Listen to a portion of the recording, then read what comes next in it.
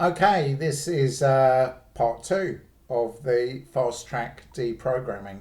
So it's so essential to know what the person believes. That's what I really emphasized in part one of this video 43 already.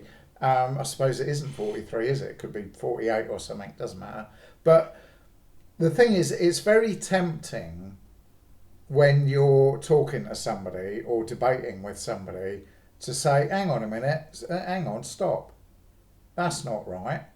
But if you stop them, then you've stopped yourself from learning about them. You know, it, and one of the problems with cults and brainwashing and thought reform is if you say, hang on a minute, stop there, mate, that's wrong, you've stopped them, right? You've stopped them, and then they're going to go into defensive mode. You're going to shut them down, and you're going to make no progress, and that'll be the end of the conversation. It's like, sit on the psychiatrist's bench or couch, isn't it? And just talk and talk and talk to your psychiatrist. If you can afford one. But the more the person is opening up and promoting their cult or their multi-level marketing group or their political ideology or whatever it is, the more you allow them to talk, the more you allow them to explain why they believe what they believe, and you can sift it out. You can separate the wheat from the chaff. Now, in a cult, actually, a lot of the beliefs, that's fine. A lot of the beliefs aren't bad. But when you put them in a certain order to justify certain actions, suddenly what a good thing to do becomes a bad thing to do. And it's rather complicated, so I'm going to explain it. So somebody could have a belief, I want to make the world a better place. 2 Corinthians 11. Sincere and devoted people who want to make the world a better place, follow God, follow Jesus, love one another. You've got a whole load of sincere and devoted people, right? Sincere and devoted people are very easy to manipulate and control and exploit. If you say, this is going to make the world a better place, but what they do is actually making things worse. It's very subtle and it's very complicated and it's very layered. So let's use a case study of somebody in the ICOC or ICC or RCW, the Kip McKean brainwashing program, which was actually made by Chuck Lucas, and actually part of the shepherding movement that every other group abandoned in the 1970s, right? Apart from the ICOC cult. So some people will say, well, did they maliciously create a brainwashing program? Like MK Ultra. We'll just use these people. If they die, who gives a shit? We'll learn some lessons. Inject them with LSD or whatever. Don't give a fuck. No. No. But it's so much reliant on the personality of the cult leader and their vulnerability for not losing face. I believe this. This is true. You have to believe me. If you don't believe me, you don't believe God. And even if they learn these manipulative methods simply by copying the leader, which is a massive thing in cults, you need to be more like your leader or your mentor, who is more like their mentor, who is more like their mentor, who is more like the cult leader. So the higher up the pyramid they become, the longer they're in the cult, the worse they become. And the more you've got to deprogram. Some people, as I said, they can be sincere and devoted. They think they're saving the world. They think they're making a better place, the world a better place. They think they're doing charity. And all they're doing is make the cult richer. They're doing all the hard work, not the cult leaders who take all the glory for themselves. And then, oh, glory to God. Yeah, it's glory to you, isn't it? You know, Diotrephes, 3 John verse 9 and 10. But don't interrupt them. Let them sell their Ford Capri. Kind of thing. Let them do their sales talk and their sales pitch. And then you can just, walk away and analyse it. Now you fundamentally must always maintain the fact that as nice as these people seem, they are at the core of the group. It is pure evil. It is pure Satan. Otherwise, you could get influenced by the brainwashing as well. Your novice deprogrammer could fall into the trap. It's like, well, I'm going to go into that group and I'm going to tell them what's so. And then they end up in the cult. Because this brainwashing, it's not like they're force feeding you with information. At the same time, they're trying to befriend you. Yeah, they're trying to be your friend. It's like, hey, good to see you, bro. Good to see you, man. Do you fancy coming to the football on Saturday with the guys? And all the guys are other cult members. It's like, yeah, I like football, but I don't want to go with your mates because they're all brainwashed, crazy people. Probably not worth saying that. And this is the thing, you'll compromise. You'll go along with the friendships, but you'll be oblivious to how you're being brainwashed. You see the smart people in suits at an MLM event and you think they seem to be doing all right, but they seem to be doing all right because they're all programmed to recruit other people. That's why, nice gel back hair, nice smart suit, well spoken, a good salesman for something that at its core is pure Satan, pure greed, pure wickedness. Politicians use these tricks, cult leaders use these tricks, even the corporate world and advertising use these tricks. And then people, why the fuck did I buy that 1 month later? I don't use it, I don't need it, I had to buy it at the time, and I don't even need a new fucking phone. Or whatever it is.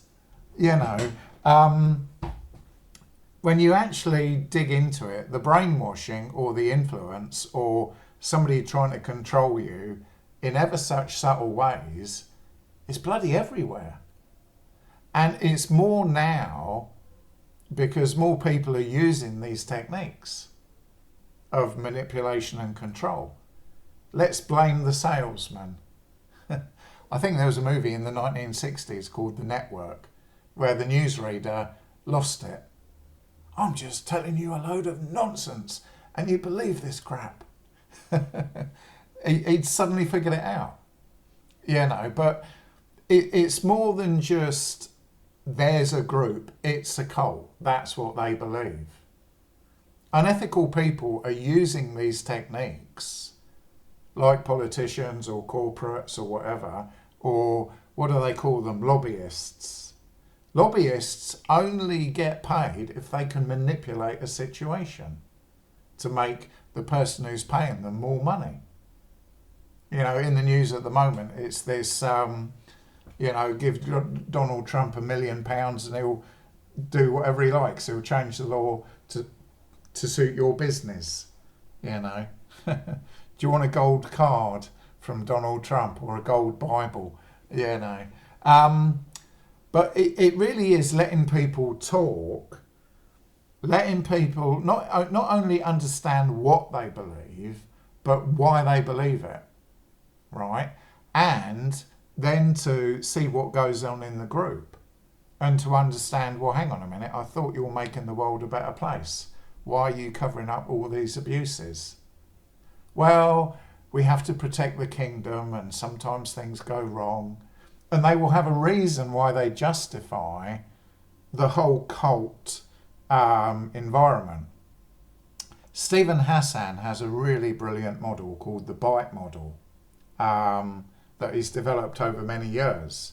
And there's There's justification for every aspect of it to protect God, to protect the religion, to save the world. We make mistakes, but it's all right because, and then you get people who are abusers. I mean, in Jehovah's Witnesses, right? You need 2 witnesses or it didn't happen. Well, what kind of abuser is going to bring somebody else along? And they know as long as there's nobody else around, they can do whatever they like. Sounds like President 47, doesn't it? As long as I can do whatever I want to do. No, that's not what a president's about, Mr. President. It's not about what you want all the time, But it's these subtle social dynamics. But at the forefront, you have to realise, like with the Mormons, it's a cult that is worth 300 billion, right? That's only a third of Elon Musk. You could use that as justification. Well, we've got 300 billion. We don't really give anything to any poor people, really. But at least we're not as bad as Elon Musk. Justification, belief, logic, fallacy. The no true Scotsman, the red herring, ad hominem. You have to learn all these things before you can go on the front line. You need to be a trained soldier. You're not just going to give some random bloke a gun, an outfit, and say, there you go, mate, good luck, as Putin is doing. It's like, there you go, mate, there's a gun, there's a uniform, get out there, shoot people.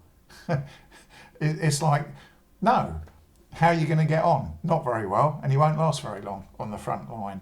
Worse, they might turn you. And then you become the enemy.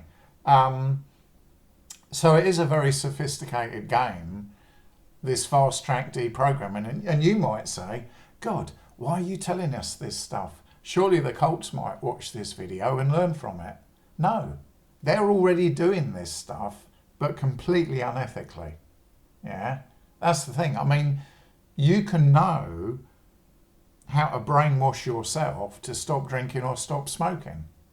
Alcoholics Anonymous. I mean, that's an ethical group that are, let's talk about it. How do you feel? And all of that kind of stuff. That is, you could call it brainwashing in a good way. It's like people want to control themselves. Right, let me write a list of goals. Let me, like Brian Tracy, Secrets of Self-Made Millionaires. That is programming yourself in a positive way to achieve positive things. But these exact same techniques can be used unethically.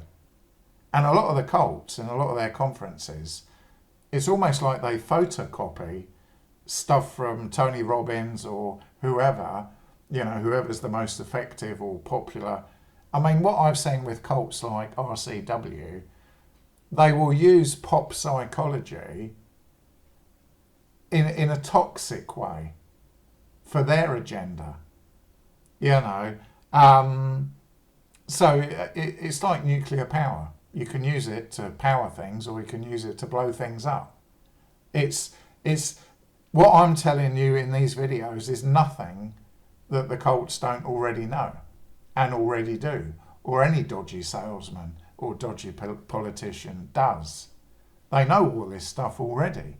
There was a book written not long ago by a very clever chap. What was it called? I'll find it. Hang on, let me find it. The 48 Laws of Power, right? There's also books written by some bloke called Templar. Positive thinking. But you could use business books and the techniques in an unethical way to create a multi-level marketing cult. I think of groups like iMarkets Live. I got conned by them as well. But you can use these techniques in a positive way or a negative way. So, am I going to do a part 3? I think I've told you enough. I don't want to keep repeating myself. I sometimes do that. But it's all about knowing why somebody believes something and then, like Matt Dillahunty, just pick it apart and help them see that they've been brainwashed.